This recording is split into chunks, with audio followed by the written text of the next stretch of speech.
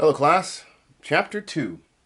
So, when we start Chapter 2, we're going to go all the way back before the creation of the U.S. Constitution, and we're going to go back before the creation of the Declaration of Independence. There's a couple of reasons that we're going to do this. We need to talk about a couple things. Our first Constitution, which wasn't the U.S. Constitution, we had one prior, which was known as the Articles of Confederation. And we also need to know where we were to understand where we've come to be, because the direction of our government today is very connected to the strife and the ill will that was going on between Great Britain and what will become the United States. So we need to make sure we have that understanding. So today we're going to trace the historical developments that led the colonists' break from Great Britain and the emergence of the new American nation. We'll identify the key components of the Articles of Confederation, which is our first Constitution, and the reasons why it failed. We will also outline the issues and compromises that were central to the writing of the U.S. Constitution, analyze the underlying principles of the U.S. Constitution, and explain the conflicts that characterize the drive for ratifications for the U.S. Constitution. Again, we'll talk about the different proposals that existed, the Virginia Plan and the New Jersey Plan, and then we'll talk about the fight over ratification, which will come down over to whether we're going to have a Bill of Rights later or not. So those are the things that are coming into play in us determining whether these documents are going to be accepted or not. So let's get started. So by the 1760s, so since the last time we talked, since the last chapter, we're gonna take a 150-year jump between the 1600s and then the 1760s. By the time we get to 1760, the colonies had changed dramatically. Again, because of the dividing space of the Atlantic Ocean that separated our colonies from Great Britain, we're going to see a very different development of American colonial life than in Great Britain and in other colonies. Our colonies at this time now have their own economic systems. Individual governments, each colony had their own written constitutions about what the rights of the people were and what the responsibilities of government were, which is a big deal because Great Britain's laws dictate the policies everywhere else, and now we're starting to get the colonies that kind of operate on their own rules outside of what Great Britain has put into play. In many traditions that existed in Great Britain are starting to disappear or change in the colonies. So we have no feudal system or no class system. So in Great Britain, you have a feudal system that is based off of nobility. At the very top, there's one king or queen in Great Britain's history. So it's been a king or a queen. Then under that, you have your nobles, who the king or queen charges to put in power to make sure things are done in certain regions. And those nobles keep the peasants in line through duties and paying taxes, and then the majority of that money goes back to the king, and the king kind of kicks back some money to the nobles to make sure they live in a higher esteem than the peasantry. And so there's a three-tier class system, and what you're born into is what you're going to be in when you die, unless you do something extraordinary. You save the king's life, or you do something that is deemed in high regard. You may be knighted or moved up in class by the king, but that's very rare. So whatever you're born in, you die in. Now, in the colonies, that's starting to change.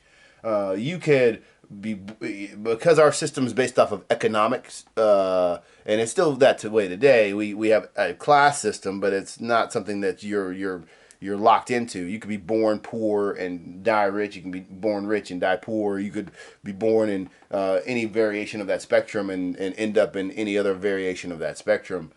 So we have a system, but it's not a system that you're locked into when you're born. And so there's also no monarchy, which means that the rules that we have might have a little bit of play, it might have a little bit of negotiation where they previously didn't. You can't really argue with the king or queen, but you can argue with a representative and get a clarification. In some instances that might not be the case, but you don't have that. There's not that same strict rule that you have in Great Britain because the king is in Great Britain. Land was abundant. If you were living in Great Britain and you lived in England in particular, if you weren't born in those first couple generations that acquired land, there's no land. As a landmass, England and is an island, and so once the land is taken up, unless you can purchase some, you might go without, and that creates a problem. But in the New World, land is abundant, and as long as you get some sort of approval, you can inhabit those lands and cultivate it for yourself, and that's what our colonists are doing for the most part. There are restrictions, but land is abundant. If you go to Virginia, where a lot of our colonies first existed, you're going to find plantation lands that have been in people's families, and they might be thousands upon thousands of acres. If you're coming to Georgia, there are people who have lands that have been in their family, and they farm still today thousands of acres. And so that's something that you have to take into consideration, where there's still a lot of land even today here in the United States that is not inhabited by somebody. It might be traditionally owned, but you can go to states like Montana and homestead, which means you can go out, find a plot of land that's not owned by somebody. If you live on it and cultivate it yourself, it becomes yours after a period of time. And that's something that still exists today. There's no guild system, which is the business realm of Great Britain. Was controlled by guilds. They're groups that oversee certain business interests. So you might have a blacksmith guild. So all the blacksmiths belong to that guild, and the guild controls how blacksmithing is done. You might have a seamstress or guild that oversees how clothing is made.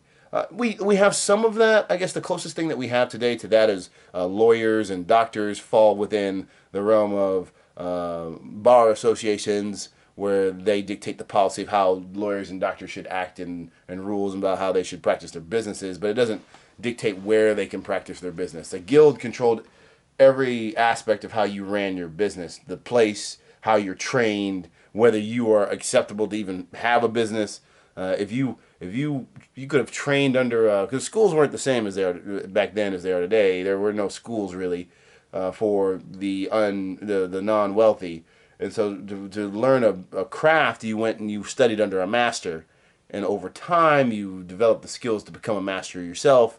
And then you would get approval from the guild to open your own business. But you may not get that opportunity. And so you could have worked your whole life and still stay under the master that you've always worked under. And that could create a problem. And so in the New World, people were able to open businesses without worrying about the guild system, which was dictating a lot of business practice. And lastly, there's no state church. There's no one church that rules over the actions of the people. Churches are still very popular in the New World, but there's no church dictating the policy of how every piece should respond. We have the more religious centers out of Massachusetts and other parts of the early colonial area, but there's no church that is overwhelmingly controlling every behavior that's going on. And so again, in Great Britain, you have the king who's doing that, and then you also have the churches that are doing that. And so people have a little bit more religious freedom and ability, religion-wise, in their practices in the colonies as well. Now, we talked about social contracts in the last chapter. And I don't want to make it seem like there's only one type of social contract. Social contracts theory says we give up our natural rights in order for government to provide safety and security. Not all of our natural rights, but we give up some of our natural rights in order for government to provide safety and security. But there are other types of social contracts that exist that work in a similar way, but not exactly the same way that our American social contract works. Mercantilism was our social contract that we had with Great Britain. Mercantilism is a colonial style social contract that says, as colonies, you have a responsibility to amass wealth, but that wealth does not stay in the colonies. It has a responsibility to return to the home nation. And in return, you get something, and that is military protection. And so if you're a colony of Great Britain, you're happy about this because now you're backed by one of the strongest militaries in the world, that being the British military. And so you operate as a colony. You're fairly safe from other nations and invaders because of the threat of the military of Great Britain.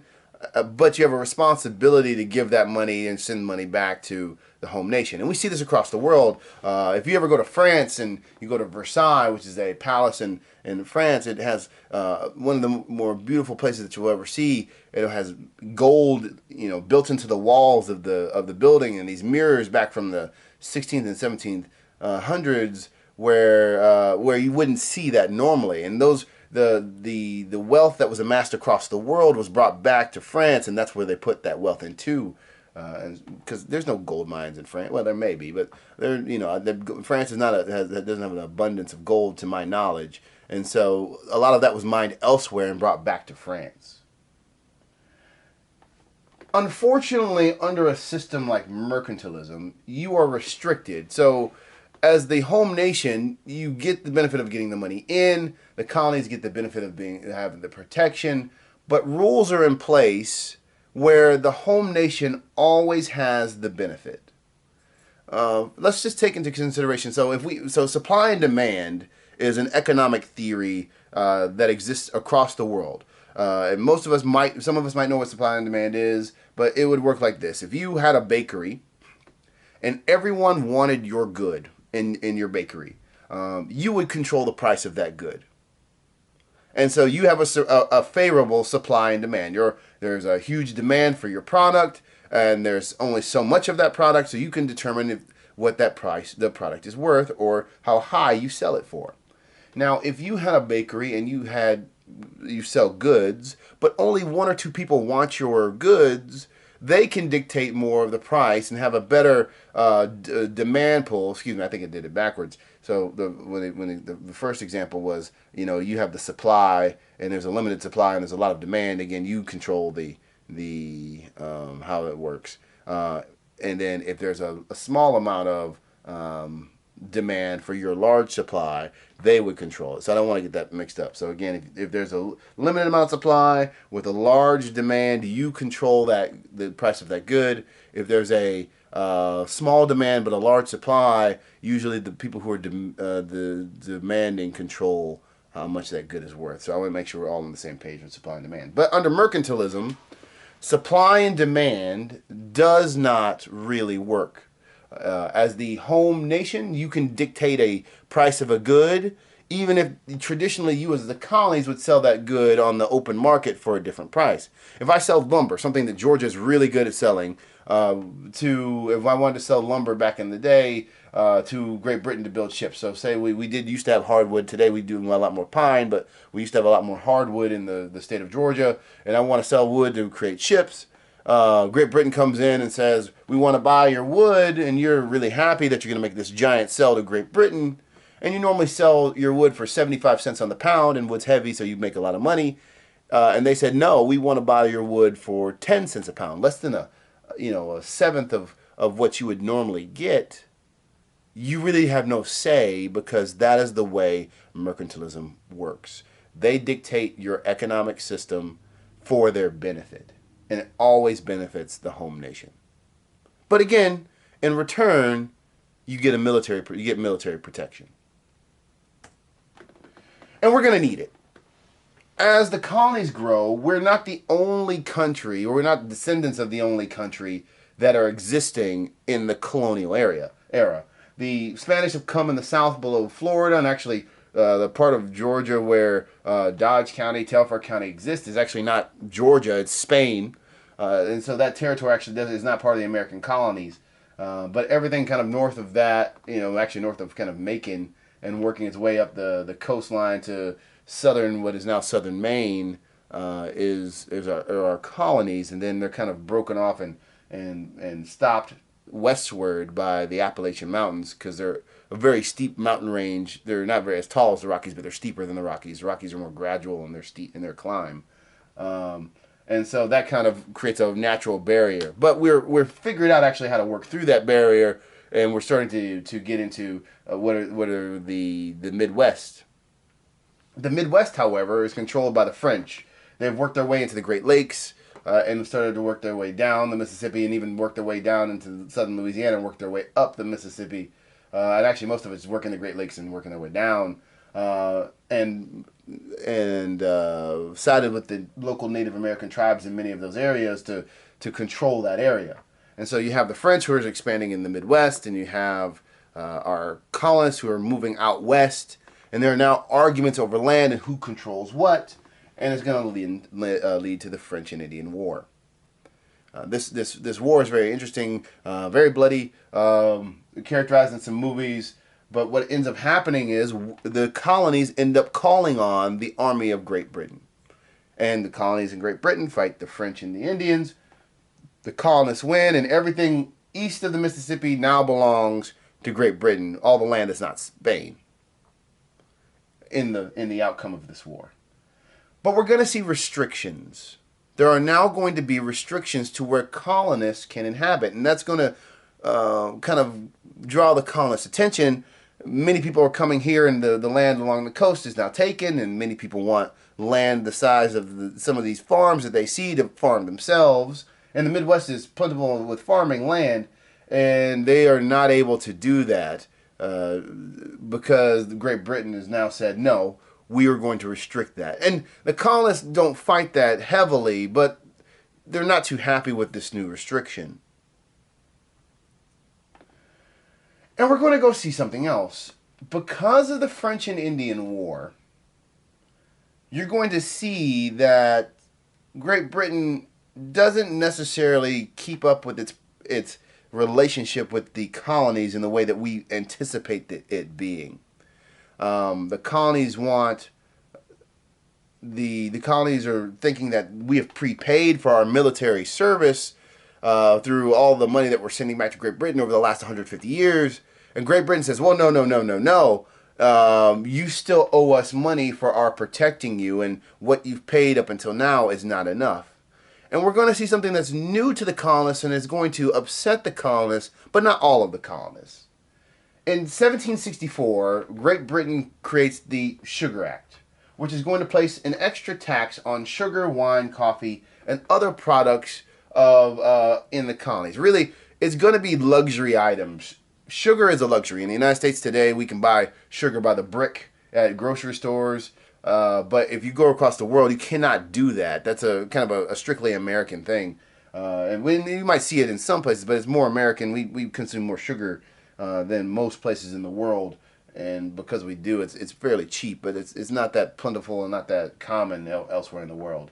But sugar, you need sugar to make wine. And again, to make, in my opinion, to make coffee anywhere near bearable to drink, you need to put a bunch of sugar in it. But this is only going to, at this time, going to affect wealthy people. People who can afford sugar, which is a luxury. Sugar is a luxury. Wine's a luxury. Coffee is a luxury. And so that is going to come into play that it's not going to affect everyone. And so those who it affects are upset, and they lay out and say, hey, if they're going to start taxing, and we accept this tax, we might see more taxes in the future. And those people are right. We're going to see further taxation, and they're going to start to rattle around a couple of things in regards to what we want. And the idea at this point is this is the first time we're going to hear the idea of no taxation without representation. Our colonies start to raise a awareness regarding them being taxed, and if they were in Great Britain, they would have representatives from their respective areas in Parliament, which is at this time the British legislature, Parliament, and it's a parliamentary system, a pseudo-parliamentary system, because they still have a pretty strong king at this point. But they would have representatives in Parliament to weigh in and represent them over this issue. And so they said, hey, we're citizens of Great Britain. We should still have that representation.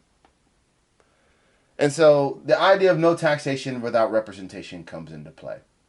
Now, I have a note down here which is very interesting, because there is part of our United States today that still has this issue, even though they're American citizens and they live within the continental United States.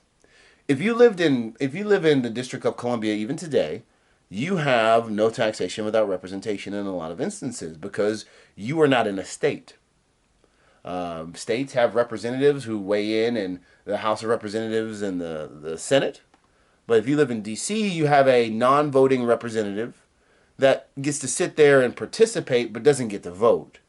And so the voices of those who live in DC full time aren't heard in the same way that they're heard in the state of Georgia, for example, where our representatives get to vote. And this is a very interesting thing. And so there's many arguments about maybe making DC a state, or at least giving those representatives a vote. And it comes up every so often, but we have not yet decided to do that. And we could make DC a state, but again, the president lives in there. I guess the what you would do is you would make the president of the United States, but also they end up being the governor of DC. Congress is the overarching legislature of DC, even though they have representatives in DC, and so our government is still running DC for the most part anyway. I don't know how they would balance that out, but that's an idea. Again, those people who were upset about the Stamp Act are very right about how it could affect the colonies. Uh, the people who are upset about the Sugar Act are very upset about the potential of some other tax coming in to affect the colonies, and we end up having the Stamp Act come in and play that role. Now, I did not stop and make this clarification, but I am not a huge fan of. We have history class, and I use history to teach political science, and it's very important to the existence of political science.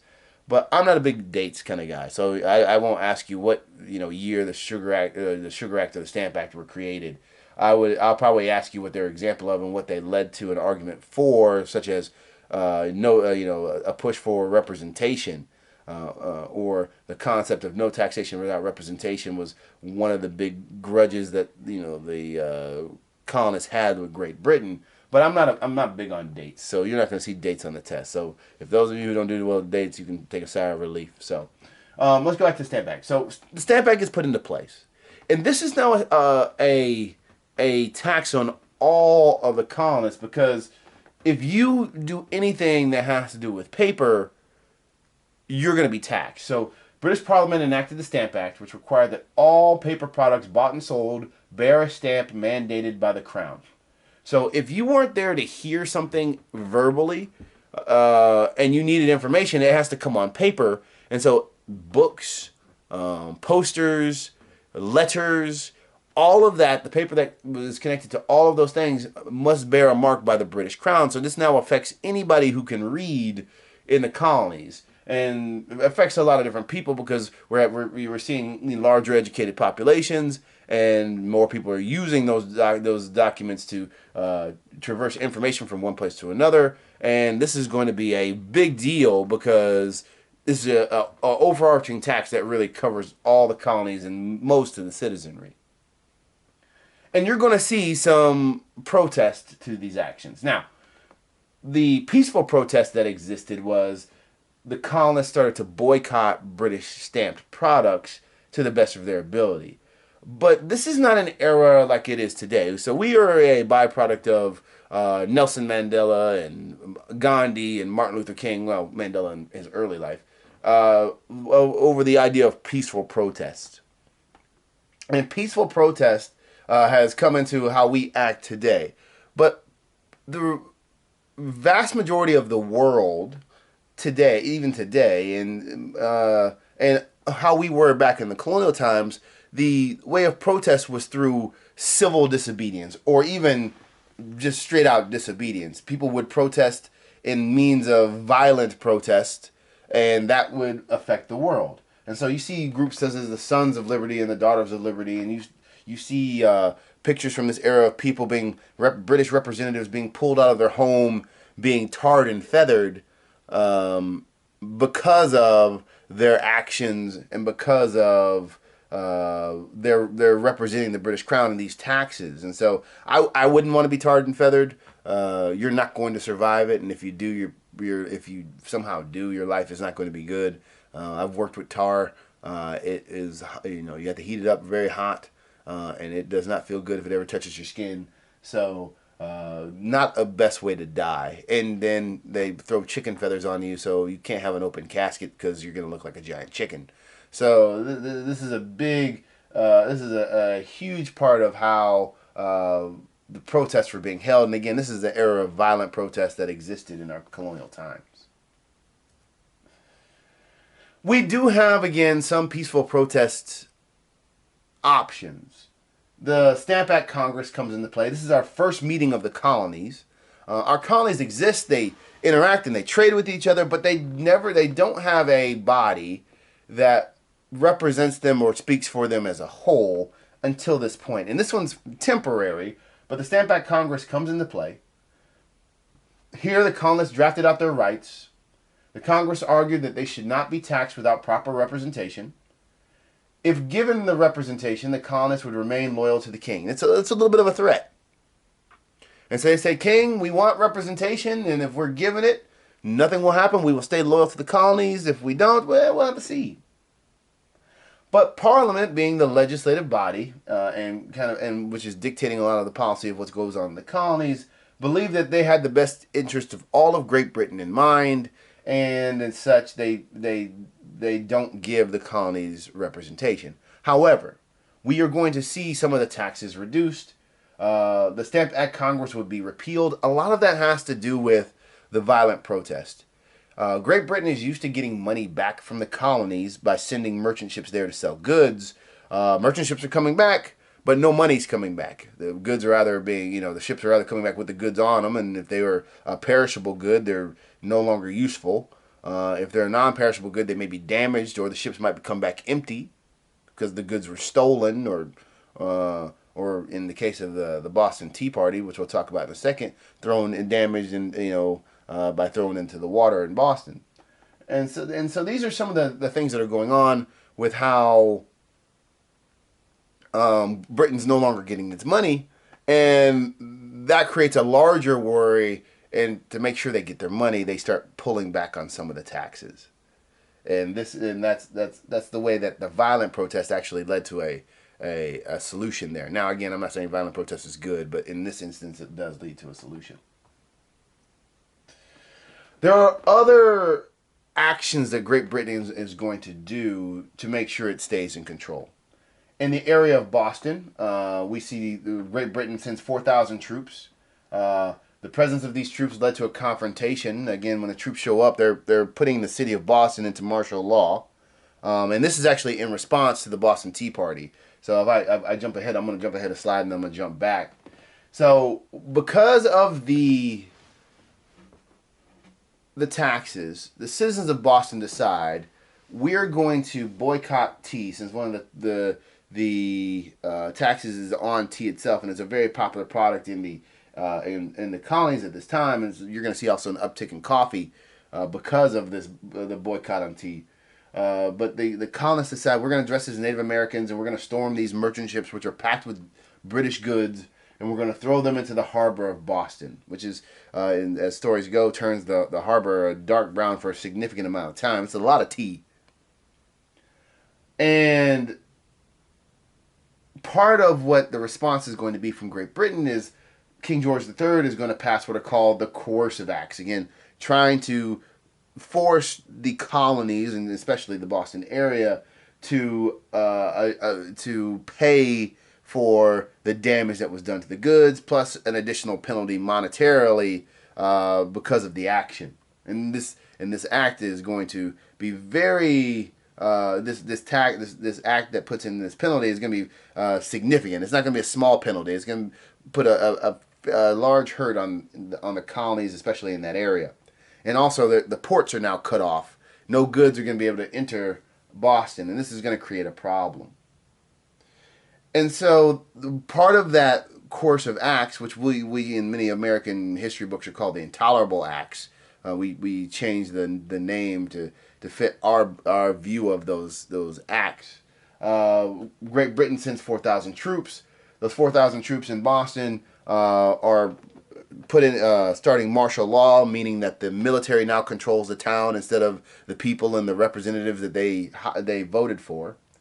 And it leads to a confrontation. There's actually pictures of, well, they're drawn pictures, they're not photographic pictures, of the colonists standing on one side of a square and the soldiers standing on the other, and the soldiers are saying, go back and go to your homes, it's curfew, and the colonists are yelling back. Well, they're yelling back at the things that people yell back when they're angry. And then the British open fire. and end up killing 5 individuals and harming many others. And this will go down as the Boston Massacre. Crispus Attucks, a man of African descent, actually was the first person killed in that incident. When the news of the Boston Massacre reaches Great Britain, we are going to see some changes and some reductions in the taxes and the tax on tea. But again, the Boston Tea Party has now done this significant action where we're starting to see Great Britain still have a large say and a large footprint in how the colonies, especially the colonies of Boston, are being governed.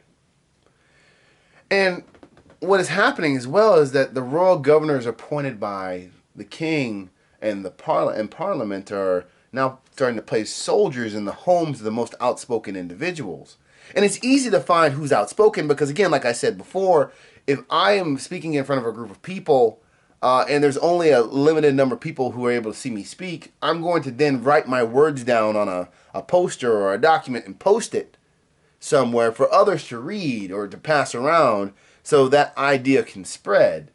And those documents sometimes end up in the hands of the British, and then all of a sudden you get a knock at your door, and you open the door, and there's a British soldier, and the soldier says, "We're going to live with you because you're speaking out against the king, and if you say no, you're dead. They're going to shoot you right there in your doorway and drag you out in the street as a symbol of this is what happens to traitors and for treason, and they're going to probably still live in your home." The problem with this is, if you're going to stand up to them, there might be a possibility they're still going to live in your house. And there also might be a possibility that if you say yes, that the things that go on in your home, that traditionally go on in your home, are not going to go on there, are not going to exist in the same realm that you're normally used to. If you're the, you normally sleep in your bedroom, the lieutenant that is charged to your home might, commandeer your bedroom, and that's the place that they stay. And their corporals might pick the next best place to sleep in your house. So you might be displaced. You and your wife might be displaced from your bedroom. You have to go to work. And so God forbid what happens to your family while you're away. They might be abused or treated poorly. You just never know. And so this was not an easy thing for our colonists to do. And some of our amendments today are directly descendants of this action. No quartering of soldiers. The national government cannot force you to house soldiers without your own, just out of the idea of them just saying you're going to house them. No search and seizure, the Fourth Amendment. So you had the Third Amendment there, and then you had the Fourth Amendment. No searching of your home without probable cause, born out of this as well. So these are some of the things that are going to happen to our early settlers and our colonists that are now going to find their way into the document that describes what we are today. Because of the interactions between Great Britain and the colonists, and because and many of those interactions are poor, we're going to start to see the colonists band together through communication and also through general interaction with one another. And one of the most important banding together moments is the creation of the Committees of Correspondence. Organizations in each American colony created these committees to keep the colonists abreast or knowledgeable of the developments with the British. And so we're going to see in many of these areas that they're going to get information in and out, and they're going to help in the Boston situation to try to bring food and other supplies into Boston, because now the harbors, which Boston was using heavily, are under British control, and only British goods controlled by Great Britain can be brought in, and they're usually used for the soldiers and other means, and the people who would normally get the goods can't get what they normally get. And so these committees are supply chaining Boston or getting information from each other because they want to hear what's going on. And it's very similar. Students are like this as well. If you have a teacher that treats students poorly or students don't like, that communication gets from student to student, and they try not to take that class or they try to figure out a way to dodge that professor, and that's a common thread there. And so that's a huge part of how the committees of correspondence work. They're hearing about the stories that are happening in other colonies and saying, well, that's happening here too, or they're going to say, well, we don't want that to happen here too, and it bands the colonies together further because they're hearing about this information through the committees of correspondence. And so the colonies meet again, and we have the First Continental Congress, meeting held in Philadelphia from September